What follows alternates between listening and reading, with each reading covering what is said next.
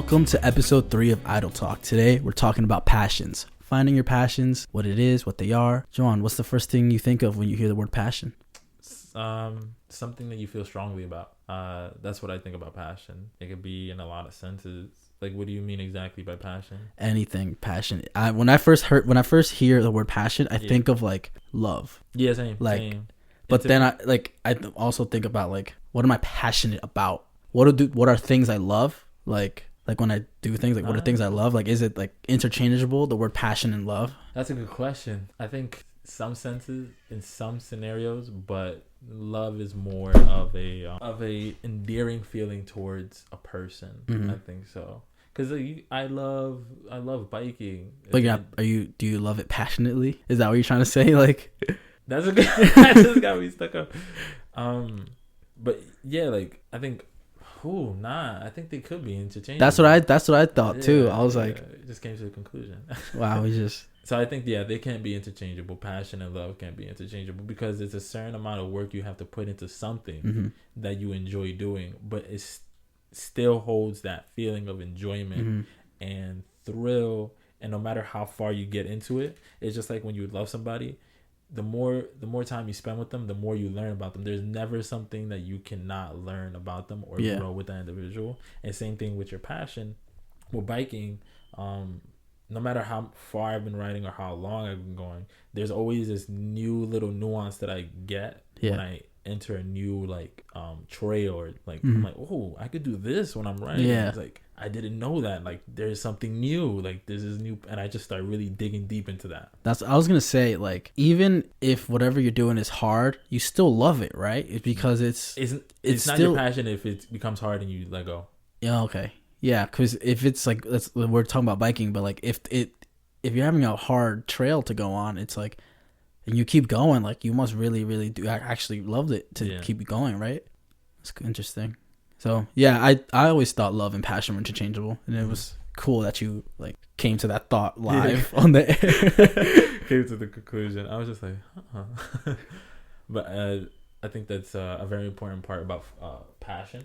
So you said if you quit, it wasn't your passion. No. So there's never an appropriate time to quit. Never. When it comes to your passion, never. And same thing with like loving somebody, is never appropriate to stop loving somebody. You can stop working on it, just like when it doesn't fit you. So like I don't go biking in the winter. Yeah, because it's gonna kill me. Yeah, it's gonna burn my lungs and my throat. I'm gonna get frostbite on my fingers. Okay, and that's the same thing with loving somebody. I might love this individual, but you know that they're gonna bring you down and emotionally or spiritually. Yeah, you can still love them. Yeah, love them to the side. I love you from far away. Exactly. Like, but with I'm not trying to get frostbite on my heart. That shit. Was it Black and Blue? Yeah, it's Black and Blue. Yeah. But with a passion. Let's say passion, like career. Yeah, like pursuing that. Is there an appropriate time to quit then, or is it like giving up? I don't think there's an appropriate time to give. You don't think there's enough self-awareness in somebody to be like, I am passionate about this, but it's just not going to work out, and I need to pivot and go somewhere else. You can still hold on to your passion, just like you can still hold on to your loved one. Yeah, but not pursue it for generating wealth. Mm-hmm. You can be like, this is still my passion, because like it's a hobby now. I do it on the side. Like, yeah, it's just like Brazilian Jiu-Jitsu is not gonna get me money unless I start pursuing into like UFC. Yeah, but that's not gonna get me money. Yeah, so I know where to place it. Now, if your passion is like, nah, I'm never gonna do that ever again. Yeah, then you didn't really have a passion for it, you know? Yeah.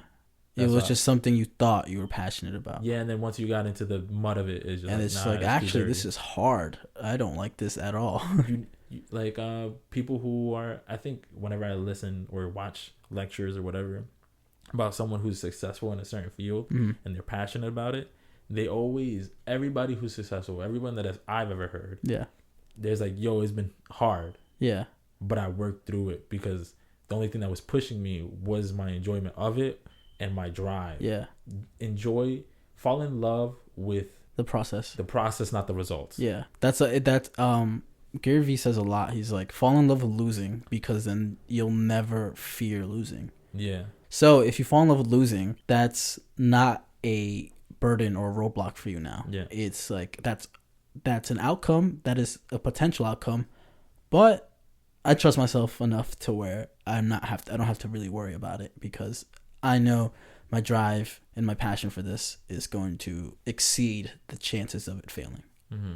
So I think that's pretty powerful to like get comfortable with, like how we say, get comfortable with being uncomfortable. Like, get comfortable with losing, because it happens. It's part of life, but don't let it control your actions after it occurs. Yeah. Losing can cause fear, and then fear can halt things, halt progress, and halt motivation. When people lose, always take that in as a lesson, you know? Yeah. I mean, L's. Take your L's. Take your L's. Take your L's, make them into lessons. Yeah. Take them in silence for most of the part, hopefully. Turn those lessons into W's. You get enough L's, you put them together, that's a W. Yeah. Like, literally. Like, see? So every 2 fails, you should get a W. Yeah. What are some things you're passionate about? Like, let's get into it. Let's like just talk about our personal passions. I'm passionate about biking, for sure. That came the way I came about. Yeah, how did that blossom into what it is now? I remember we had a BMX bike, and we're at the top of the hill, and it didn't have any brakes. Of course it wouldn't. It had the brake of like turning back. Oh, old school. Yeah, but I didn't know that. Oh, this is the first time I was ever riding. Yeah. So you went down the hill, obviously. Yeah. But it wasn't like, it was of my choice. Yeah. But I was sort of like peer pressured by my older brother. So we were at the top of the hill. He's like, "No, you got it." Why is it always older brothers that make you do dangerous shit? Me personally, or just like no, just in general. Like, I don't know. I feel like that's how guys live their life, head first. And if they survive, they're like, yeah, you'll make it too. Yeah. It's like, come on, I did it. You can do it. Exactly. Yeah, but there wasn't a bus running that day. So I was at the top of the hill, and he pushes me, and I'm just going down. I'm scared for my life, and I'm holding tight 3/4 of the way. I start to calm down, because I'm like, oh, it's just a ride. Yeah, kind of like when a plane takes off for the first time, you're like, woo, you feel in your stomach, and you're like, all right, we're flying. It's like the speed isn't gonna kill me. I thought the speed was gonna kill me, you know? Yeah. But it isn't the speed. It's me making mistakes. It's you reacting to the speed. Yeah, like proactive instead of reacting, because kind of how they tell you when you're driving, look 3 cars ahead. Yeah, like make sure you have that distance, like you're watching that, because something can happen and you need to be like 3 cars behind, ready, like to like brake or to do whatever. So like I'm assuming like when you're going that fast, like look ahead. Oh yeah. Like try to analyze what could possibly happen, and then just not react, but like be more proactive, as opposed to like, oh snap, I didn't see that giant rock in the middle of the street, and then like you gotta like swerve, and that's when it becomes like dangerous. That's when it becomes problem. Yeah. So that's what I learned, and when I learned that in that moment, I started to really dig deep. That was a lesson. Yeah. Your passion gave you a lesson. Yeah. And I think all passions do, right? They give you lessons about life. Yeah, about things in general. Yeah. But that was more like a life lesson for you. Like, be aware, but don't react to things. So that's when it becomes more. You just let it happen. You're like, oh, okay. What's something you're passionate about? I think a personal passion of mine has to be, I love editing things. So if it's videos, like, or if it's the audio to this, like, you want to edit it? I'm editing this one, obviously. You want to edit mine too? No. You have to get good at that. But I like the process of doing things. Like, I know I was saying doing things or just editing? Of editing, okay. Like of whatever it is. If it's a video, if it's the podcast or whatever it is. Like I sent you guys a timeline of that project I did for class in the group chat. And if you look at the timeline, there's so many things, so many cuts and edits, and that is like porn to me. Like all those like blocks. You get aroused? No, but it's just like I love it. Oh, okay. Like I love I'm like, yo, look at all these. This 6-minute video has 10,000 blocks, and it looks just like it looks like it's a lot. Like, yeah. And that to me just like that's the work I just put into this video. Yeah. And you obviously don't see the cuts, like how it's cut up on the timeline on the video. It just flows, right? Yeah. But like I just like seeing all these cuts and like piecing things together and telling a story through the editing as well as telling a story through the video content itself. Yeah. And so that, to me, someone has always told me, like, why don't you edit people's videos, like, for money? And it's like, I feel like, for me, for a long time, I felt that if I started doing that for money, I would hate editing, because now it's not a hobby. That's something I like to do. It's more like a job now, and now I have requirements, and now I have to do XYZ. Mm-hmm. And then now I have to follow certain people's things and flows. And like, if I'm editing things for myself, I love it because I can take 5 days to edit a video, and that will be perfectly fine because I'm not on a time frame. Mm-hmm. I'm not on it. But if somebody needs a video tomorrow and I'm getting the files today and they need it to upload tomorrow at 2 p.m., Mm-hmm. then I'm on a crunch, and now it's added pressure on something that I never felt pressure or never felt adversity in. You know what I'm saying? There's certain pressures. There's certain passions where you just want to leave it at As just like, it's only for my enjoyment. Exactly. I'm not gonna gain anything from it. It's just solely exactly. I remember when a cost. I would edit videos of us playing games together, like, and I'll put it on YouTube and I'll put it on private, and it was just for you guys to see. I'll just send you guys the link, like, this was the last game we just played, like, especially when we used to play Fortnite back in the day. Like, I would put those clips up. I was like, when we played squads together as a duo, and I was like, yo, we're playing squads right now. I was like, what? I was like, yeah, look, there's 4 people coming at us right now. He's like, what?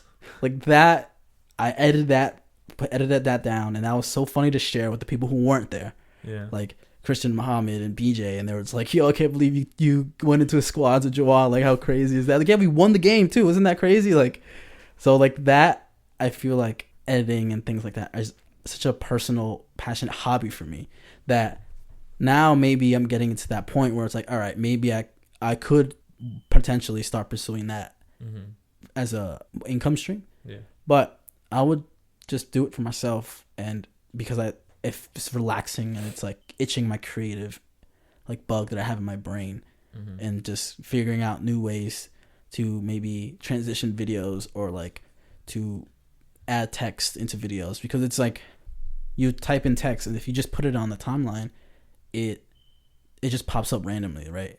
And when it goes away, it just disappears. But what if I had the text come in from the side, like animated through the side, and it comes to the bottom left, and then when it's time for the text to go away, it just fades out like a Thanos snap, right? Yeah. That is better than just having it pop in and pop out. Yeah. And that process of having it come in through the left side, coming from the right side to the left side, that takes a process. Like, that may take like 20 minutes to do, and then I have to continue editing the rest of the video after that, and that's the most fun for me. I didn't know that it took that long for textile. Yeah, you could save it as a preset and then just change the word afterwards, right? But to first do it, you gotta keyframe everything, have it come in and have it come out, and so that initial setup is the most tedious. Is the tedious part. So now I have things on my editing app where I could just LumaFusion. Okay. So I have things on LumaFusion now that I just preset. I swipe up and it's like, here's my glitch preset that I made a long time ago. Here's my social media lower thirds thing. So it's like I have the Instagram logo, have it come in and come out. Like, I have that ready. Like, things like now I had to just plug and play now. But in the beginning, I had to YouTube how to do those things, right? I was like, how do I have it come in smooth? Like, how do I have the logo and the words react at the same time? Like, I had to YouTube all that, and now I just plug and play, add and drop, remove, edit as I need. But the process of learning that was so fun. And now whenever I go to edit something, it's like, I remember that day I spent 4 hours on YouTube trying to make this one animated clip. Now I just drag and drop it. Like, that is what makes this hobby of mine. Like, that's why I'm passionate about it, is because of the work I put into it, and the rewards I'm reaping from it is just like good quality, like, video. And to me, that's rewarding in itself. Even if like this group project video I did for YouTube, like, that's not gonna get like 1 million views. I don't really care about that project channel, but I put in this work into it because I love putting in the work into it, not because I want that video to necessarily be successful or be like a popular video. So it's more relaxing for me to edit something, to be like, boom, boom, boom, boom, boom, start at 4. If I end at 6, and my iPad is powerful enough to render a video in like 2 minutes. And so I think that's so fun for me to do. I like that. I've always wanted to do videos, but I know I'm not gonna be doing that editing. The editing stuff. That's different. It's hard. It is. It's hard. It's if you've never done it before. Once you start doing it, you start learning. You get the growing pains out, and then you start doing it. And the more you do it, the better you get at it. Growing pains. I love that. Another thing I'm passionate about, like I said, Brazilian Jiu-Jitsu. Yeah. Like the growing pains of that, it's very, it's very intense. I remember you invited me. I was like, "Can you not like choke me? Like that's part of the thing." And I was like, "I'm not gonna go. Like, I don't want to get choked out in front of my friends. Like, you kidding me?" The growing pains is that like you get choked or you get, like they put you in a certain lock. Like there's this leg lock that they just twist your ankle and that hurts so much. But I'm passionate. But that's a growing pain. Huh? That's a growing pain. That's my own pain? No, that's a growing pain. Like, that's pain? part of it, right? Yeah, it's part of it because I expose myself in a way that he could just do it. Yeah. Maybe the growing pain is just like not the actual pain, but like learning your lesson. Yeah. Learning the lesson. What got me into that is just like I've always been a physical person. Yeah. And that was just another outlet, and I just truly fell in love with being able like body control, like and understanding one's body. Because you're not doing anything else. There's no striking, so you have to be able to put yourself in a position to catch someone in another position to put them in a position is that you want. Brazilian Jiu-Jitsu chest fighting? Yeah, it is. Yeah, right. That's what that's what I thought it was. Like, just like if I do this, he might do that. Then I can do this. Exactly. Yeah. That gives you a little bit of hint that I also like to play chess. Yeah. Yeah. A look at the studio we're in. He's got chess pieces as ornaments. I want to buy a chess board. The one that I want to buy is like a couple $100. I'm like, no, I'm good for now. It's lit.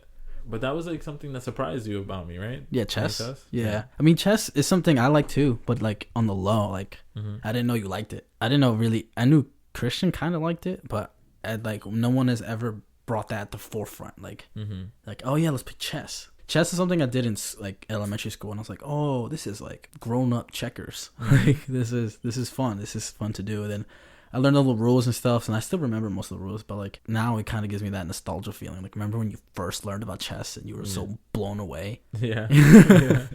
Back to the physical part. You're a physical person. I remember in football practice, I remember one day I just wasn't feeling good, and then we were opposed each other, and I was like, don't go too hard. It was the angle drill. I had the ball, unfortunately, and you had to tackle me. I was like, I'm gonna let you, but like don't go too hard. And I just remember. So when you said you're a physical person, I remember that popped in my head, like that memory of just like, bro, it's been a long day. I'm gonna let you hit me, but like don't go too hard. And then I went hard. Yeah, then you went hard anyway because you're a fucking asshole. Let's talk about football, because that's something I thought I was passionate about.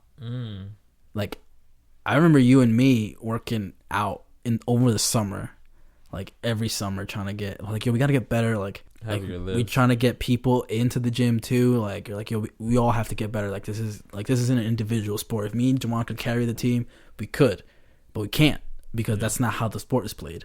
And so we try to get as many people as possible into the gym. Like, I remember at one point we had like 7 or 8 people in the gym, and they started very short amount of time. Trickling away, fading out. And I was passionate at that time for it. Like, that grind, same thing like editing, like the grind before the season starts. Like, I was so passionate about it. But then, like, you leave high school, you go into college, and then it's like, I kind of expected it to be different. Like, the results of like the games and stuff. Like, I would put in the work. From L's to W's? Yeah. Because we would lose a lot at Palisade Prep. Okay, yeah. Yeah, and then I was like, all right, like if you're playing college football, I kind of expected it to be like everyone is like dedicated, right?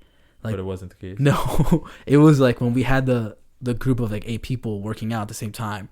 Like, that was like the whole experience. Like, throughout that season, it was like there's 2 or 3 people that are actually dedicated to doing it, and then everybody else is gonna trickle and fade away. And then I was like, man, I don't want to do this no more. Like, and then I quit the next season. I was like, no, like, I don't, like, there's people that were actually passionate about it because they stayed the whole 4 years of my college there. They stayed and they continued playing. They continued like the practices and stuff. And I was like, those people are passionate about it. That is real passion, to be able to do that over and over again. But then for me, I kind of had that like breaking point where it's like, this is not fun anymore. Mm-hmm. And then I was like, I'm gonna go do something else. I'm gonna go get a job or something, like, which I eventually did.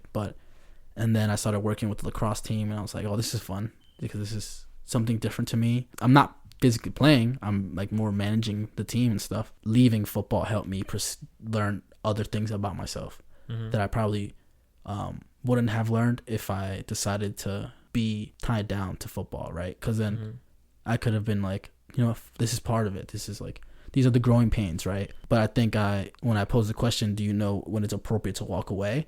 Like, I think that was my appropriate time to leave that sport and be like, I can still watch it. I can still play Madden. Like, I can still talk football. Like, that, I don't hate that. The playing part and the grinding part of that, not so much, isn't for me anymore. So when it comes to football, I just like almost anything physical, man.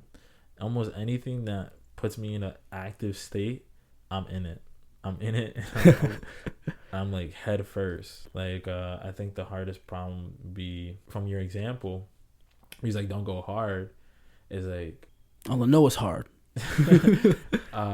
Sometimes me going easy or like light, some people perceive it as me going hard. I'm like, that's not the case. It's the last time we played basketball. I was just about to bring that up. Yeah, it's just like, oh, you're going hard. And I'm like, I'm not even really playing right now. I'm putting my hand up. Like, that's legit what I'm doing. And I'm being active. I'm moving around the court. Am I really pressing on defense? Not the way that I would be if I was actually trying to deny your shot. No. But that's the hardest thing about it. Same thing with Brazilian Jiu-Jitsu. We were rolling, and one of the trainers, he was like, you gotta relax with your strength. And for me, I'm not even at that point when he said that. I was like, in my head, I'm like, I'm holding back. I'm like, yo, I'm holding back, and he's telling me to hold back even more. So I'm just like, damn. So I really have to rail back my strength, my energy when it comes to like casual play. Yeah. Because my casual play, I guess, is at a different intensity. But I've always been physical. I've always liked that grind. What are some passions that generate income? Do you have anything in that realm that you're passionate about? Dog training.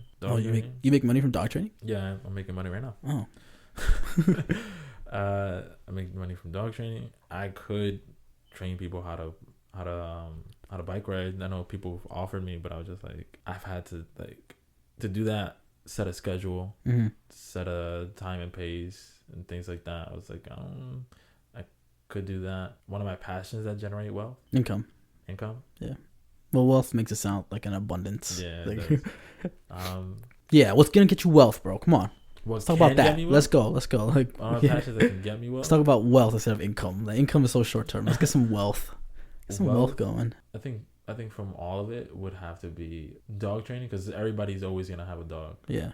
So if I start to get well known, especially around the people that I do know right now, they'll just start recommending me to friends. Like, oh, he's a good dog trainer, and he gets those bad behaviors out. You tell him which behavior, and you give him full control of the dog, and he's gonna get them out. Another one is biking, because I know the nuances of biking. I know how to get somebody from 2 miles to 4 miles just from like one technique. Bad weather. Their seat is? Huh? Bad I'm weather. not gonna tell you. Why would I tell you? I'm gonna reveal what. Well, the best way to make kind of that stuff is to put out information for free. Give us one bike riding tip right now. One bike riding tip. Yep. A tip that every new bike rider does that they should correct. Sit up when you're going uphill. Why? Instead of sitting down, lift yourself up. So also like rise up from the seat. Rise up from the seat. The reason why you're doing that is you're getting more power. You're getting more power as you kick, and is less of a drag. So you're going up faster. And when you're doing that, as you're kicking, use the tension. So when your far leg is out, let go of the tension here and use the tension for your next kick, which is going to continue to propel you. That's like basic pedaling. But when you're up, you have to be able to do it in the forward motion, and it gets you further and less tired. You can go from like 2 to 4 real easy. All right, so that was your free bike riding tip. Yeah. Look out for an ebook coming soon, dropping February 1st. Let's go. Besides your editing, What can generate wealth? What can generate wealth? I feel like I'm a good coach. Life coach? Yeah, maybe not life coach, but like I can coach you through things. There's anything. Yeah, anything. I feel like I got experience to where I can just. If you tell me a problem, I feel like I'm a good neutral third party to help you either figure out if whatever it is you want to do is a good idea or not. Whether it's a good idea or not. Yeah, and then if it is for you, I feel like I also have the ability to like help you develop an outline on how to achieve it. Okay. You know what I'm saying? I know like a roadmap. I know there's a word for whatever that is. Yeah, I don't know the word because I've been doing that for free. Mm-hmm. Like there's just people I meet that I'm like, XYZ, you're missing XYZ, and it's not that hard for you to get because you're intelligent and smart enough to do so. So let me show you through my own way how I achieved it for myself, and hopefully they'll take that and they'll move forward with it. And I know there's some people that I've met that not necessarily were looked at as like, this is this person and they're the smartest person in their class, right? Like I've met people through college, through my job, where it's like, I'm going to take a chance on you because there's something in you that I feel just naturally, like the vibe is right, and I'm confident that you have a lot more in you than people realize or that you yourself realize. Mm-hmm. And then so I feel like I'm good at like spotting those diamonds in the rough, where it's like, let's start working on edging you out and let's get you to start putting your best foot forward. I'm trying to think of one for me that you can throw something out there for free before your ebook comes out. Okay. Before my ebook comes out. My encyclopedia. Okay, for basketball. Basketball? Yeah, you see me play. Yeah, what about it? I don't know. What are you trying to get good at? You tell me, you're the coach. I don't know. So you need to start recognizing that your physical tendencies of how physical you like to be, you need to start realizing that when people want to play pickup basketball on Sunday, that you don't necessarily go fully yourself yet. Like you need to feel the room out. And be like, is this are we just shooting around, or are we gonna play actual games? Like how's the game's gonna be played?